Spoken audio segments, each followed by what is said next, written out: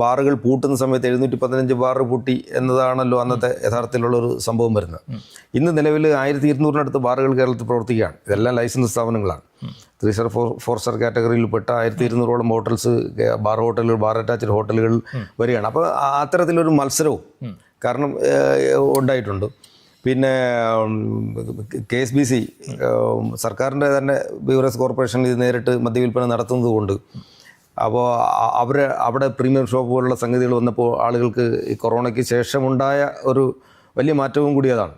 അപ്പോൾ ആളുകൾ കൂടുതലായി അവരെ ആശ്രയിച്ചു തുടങ്ങുന്നുണ്ട്. ബീവറേജ് കോർപ്പറേഷൻ്റെ ഔട്ട്ലെറ്റുകളെ ആശ്രയിക്കുന്നത് കൊണ്ട് ബാറുകൾക്ക് പിന്നെ എൻ്റെ ഇവിടെ നിലനിൽപ്പിനെ തന്നെ ബാധിച്ചു തുടങ്ങി. ഇനി അടുത്ത ചോദ്യത്തിലേക്ക് വന്നാൽ രാസലഹരിയുടെ ഉപയോഗം അത് വളരെ വളരെ വ്യാപകമാണ്. പുതിയ തലമുറയിൽപ്പെട്ട ആളുകൾ മദ്യപിച്ച് തുടങ്ങുന്ന പണ്ട് കാലത്ത് വിദ്യാർത്ഥിയായിരിക്കുന്ന കാലത്ത് അവൻ കോളേജിൽ പ്രവേശനത്തോടു കൂടിയായിരിക്കാം ഒരുപക്ഷെ ഈ മദ്യപാനം എന്ന് പറയുന്ന സംഗതിക്ക് അരിശ്രീ കുറിക്കുന്നത്.